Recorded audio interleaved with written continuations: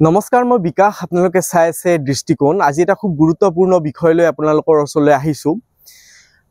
আপোনালোকে বা আপোনালোকৰ ঘৰৰ মানুহে সদায় হয়তো ঔষধ সেৱন কৰে, আৰু এই ঔষধসমূহ সেৱন কৰোঁতে এটা কথাই মনলৈ আহে যে আমাৰ বেমাৰটো ভাল হওক, সেই আশাটো লৈ আমি ঔষধ সেৱন কৰোঁ। কিন্তু আমি যদি গম পাওঁ ভৱিষ্যতে যে আমি সেৱন কৰি থকা ঔষধটো নকল বা ঔষধটোৱে কোনো ধৰণৰ কাম কৰা নাই, বৰঞ্চ আমাৰ হৈ থকা বেমাৰটোকে আকৌ বঢ়াই গৈ আছে, তেতিয়া আপোনালোকৰ মনত কেনেধৰণৰ ভয়ৰ সঞ্চাৰ হ'ব, সেই কথাটো যথেষ্ট গুৰুত্বপূৰ্ণ। আৰু যিটো বৰ্তমান সমাজত দেখিবলৈ পোৱা গৈছে, ইতিমধ্যে আমি বাতৰি কাকতত দেখিবলৈ পাইছোঁ যে প্ৰায় 50 বিধ ঔষধ নকল, অৰ্থাৎ স্পুৰিয়াছ বা মিছব্ৰেণ্ডেড বুলি ঘোষণা কৰা হৈছে। সেই ঔষধ কেইটাই যিটো গুণগত মানদণ্ডৰ পৰীক্ষা আছে, সেই পৰীক্ষাসমূহ পাছ কৰা নাই, যাৰ ফলত এই কোম্পানীসমূহৰ যিখিনি ভাল ভাল ব্ৰেণ্ড আছে, সেই ব্ৰেণ্ডসমূহক আচলতে স্পুৰিয়াছ ড্ৰাগ বুলি তেওঁলোকে অভিহিত কৰিছে।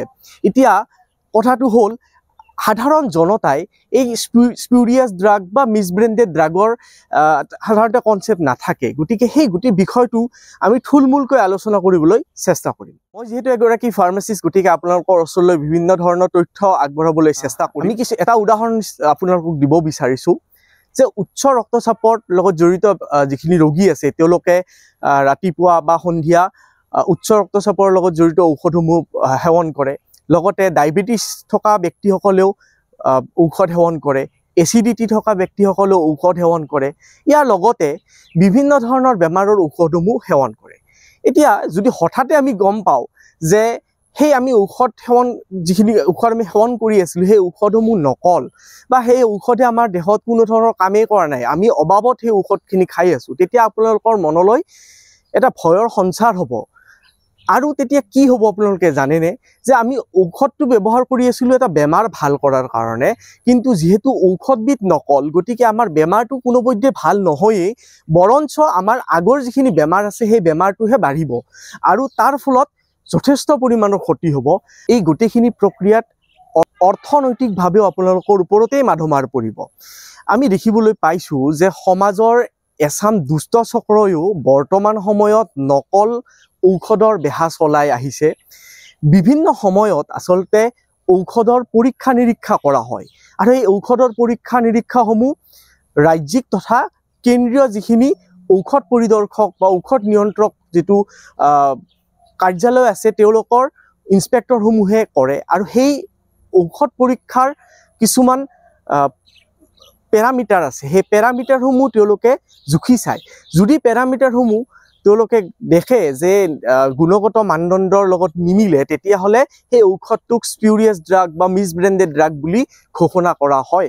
বুলি ক'লে আচলতে যিবোৰ ঔষধে অন্য এটা ব্ৰেণ্ডক অনুকৰণ কৰে, তেনেকুৱা ঔষধক স্পুৰিয়াছ ড্ৰাগ বুলি ক'ব পাৰি। অৰ্থাৎ সাধাৰণ ভাষাত যদি আমি ক'বলৈ যাওঁ যে বজাৰত প্ৰচলিত যিখিনি পপুলাৰ ব্ৰেণ্ড আছে, সেই পপুলাৰ ব্ৰেণ্ডসমূহৰ লগত একে দেখাত হুবহু নকল এটা যদি প্ৰডাক্ট বজাৰত উলিয়াই দিয়া হয়, য'ত কোনো এক্টিভ ইনগ্ৰিডিয়েণ্ট নাথাকে, অৰ্থাৎ এক্টিভ ইনগ্ৰিডিয়েণ্ট মানে হ'ল যিটো উপাদানে আপোনাৰ বেমাৰটো ঠিক কৰিব, সেই উপাদানটো সেই ঔষধটোৰ ভিতৰত নাথাকে, তেনেকুৱা ধৰণৰ ঔষধবিলাকক স্পুৰিয়াছ ড্ৰাগ বুলি কোৱা হয় বা মিছব্ৰেণ্ডেড ড্ৰাগ বুলি কোৱা হয়। আৰু এই ড্ৰাগবোৰক ড্ৰাগছ এণ্ড কছমেটিক এক্টৰ আণ্ডাৰত আচলতে পৰীক্ষা নিৰীক্ষা কৰি ঔষধ নিয়ন্ত্ৰক যিসকল ঔষধ নিয়ন্ত্ৰকসকল আছে, তেওঁলোকে পৰীক্ষা নিৰীক্ষা কৰে সময়ে সময়ে, আৰু এখন নিয়মিতভাৱে লিষ্ট তেওঁলোকে তৈয়াৰ কৰে। এতিয়া কথাটো হ'ল যে দুষ্ট চক্ৰসমূহে বিভিন্ন সময়ত এটা বেহা চলাই আহিছে। তেওঁলোকে এনেকুৱা ধৰণৰ স্পুৰিয়াছ ড্ৰাগসমূহ বনায়, অৰ্থাৎ পপুলাৰ ব্ৰেণ্ডসমূহৰ লগত হুবহু নকল কিছুমান মেডিচিন তেওঁলোকে তৈয়াৰ কৰে, আৰু সেই মেডিচিনখিনিকে বজাৰত এৰি দিয়ে। বিশেষকৈ আমাৰ ঔষধ নিয়ন্ত্ৰকসকলে বা ৰাজ্যিক হওক কেন্দ্ৰীয় হওক, তেওঁলোকে এই ঔষধসমূহৰ যিটো ৰেণ্ডম চেম্পল বজাৰৰ পৰা কালেক্ট কৰে, আৰু সেই চেম্পলসমূহ তেওঁলোকে টেষ্ট কৰে। টেষ্ট কৰাৰ পিছত গম পায় যে ইয়াত এক্টিভ ইনগ্ৰিডিয়েণ্ট নাথাকে বা কম পৰিমাণে আছে, বা ইয়াৰ যিটো ডিছলিউশ্যন টেষ্টত গম পায় যে দ্ৰৱণ শক্তি যথেষ্ট কম। গতিকে এনে কিছুমান কাৰকৰ ফলত এই ঔষধবিলাক তেওঁলোকে স্পিউৰিয়াছ ড্ৰাগ বা মিছব্ৰেণ্ডেড ড্ৰাগ বুলি অভিহিত কৰে।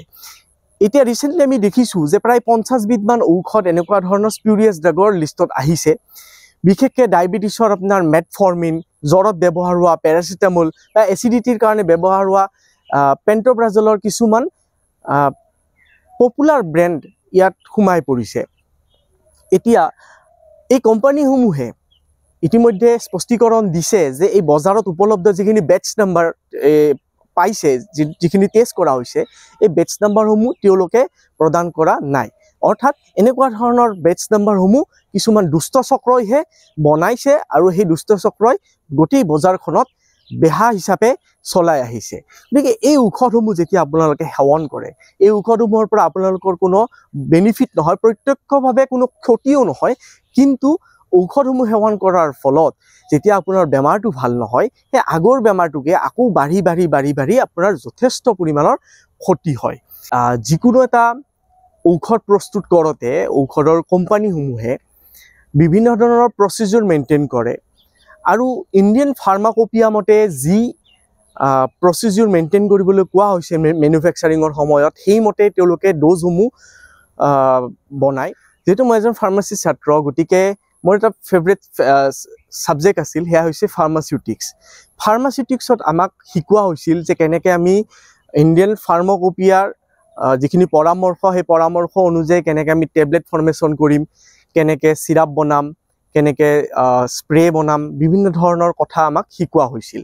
কোম্পানীসমূহত সেই পৰামৰ্শ অনুযায়ীয়ে টেবলেট বনোৱা হয়। যেতিয়া এটা টেবলেট বনোৱাৰ ফৰ্মুলেশ্যনৰ বিষয়ে চাওঁ, ইণ্ডিয়ান ফাৰ্মাকপিয়াৰ যিটো পৰামৰ্শ অনুযায়ী টেবলেট বনোৱা পৰামৰ্শটো যেতিয়া আমি ফ'ল' কৰোঁ, তেতিয়া দেখিবলৈ পাওঁ যে এইটো এটা জটিল প্ৰক্ৰিয়া, ইয়াত কেইবাটাও ষ্টেপ জড়িত হৈ থাকে। মেনুফেকচাৰিঙত প্ৰথমতে এক্টিভ ইনগ্ৰিডিয়েণ্ট আৰু এক্সিপিয়েণ্টখিনি ডিছপেন্স কৰা হয়, অৰ্থাৎ সেই যিখিনি সামগ্ৰী এটা টেবলেট প্ৰস্তুত কৰিবলৈ দৰকাৰ, সেই সামগ্ৰীসমূহৰ যিটো ওজন, সেই ওজনটো নিৰ্ধাৰণ কৰা হয়।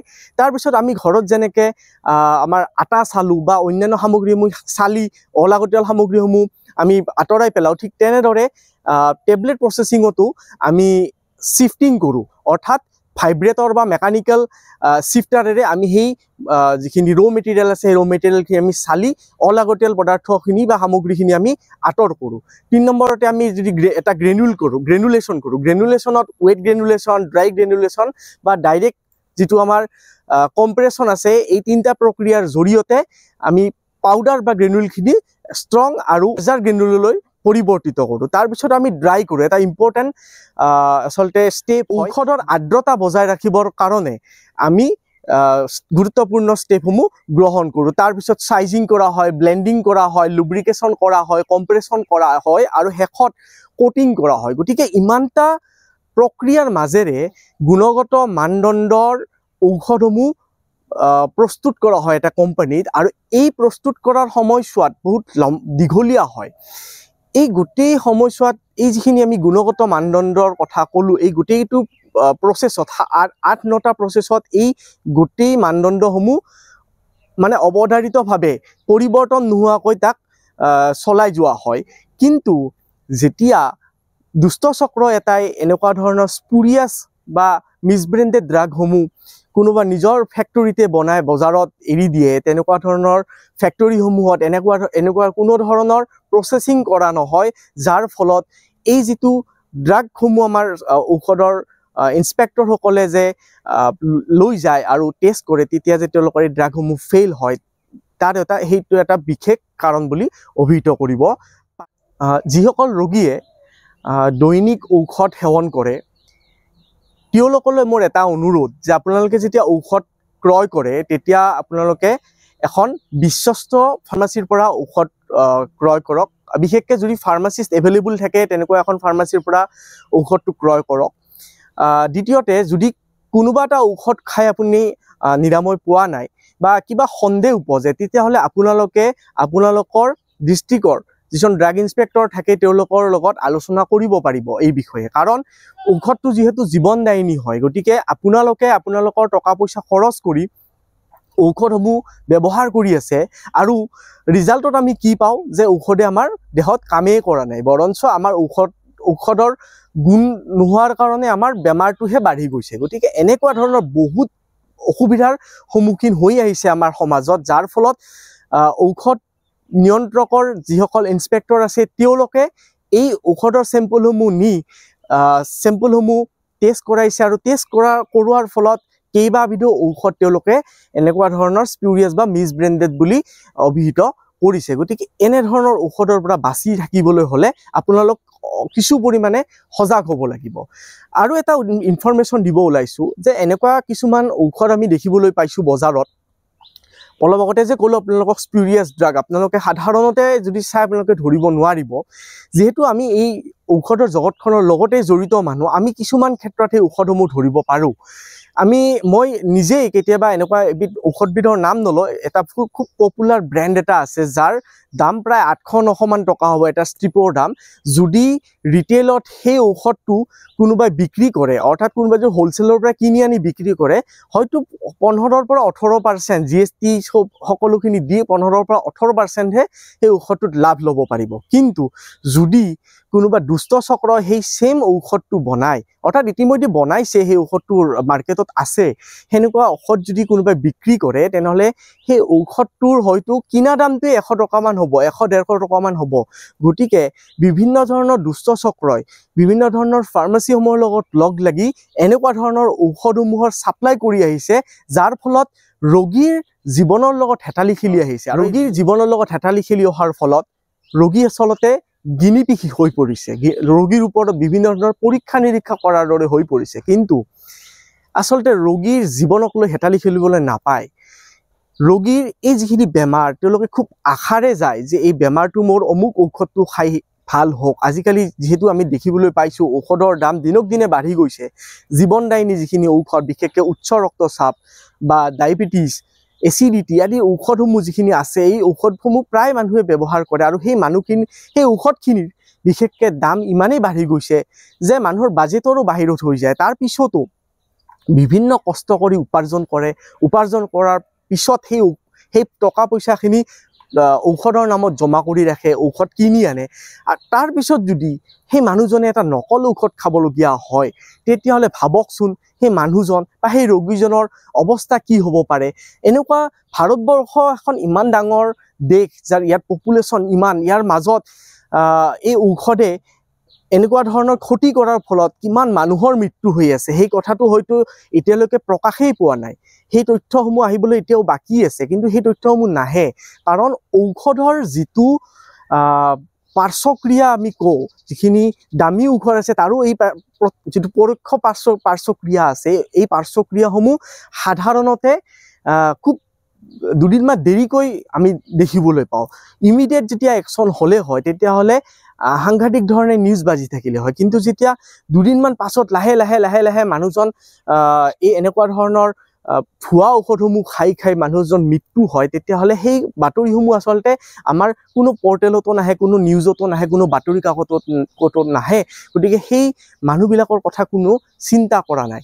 আমি সাধাৰণতে দেখোঁ যে আমাৰ দৈনিক বজাৰসমূহত যেতিয়া আমি ফুৰিবলৈ যাওঁ, বজাৰ কৰিবলৈ যাওঁ, দেখা পাওঁ যে তাত কিছুমান বস্তা পাৰি ঔষধ বিক্ৰী মাইকত এনাউন্স কৰি ঔষধ বিক্ৰী কৰি থাকে।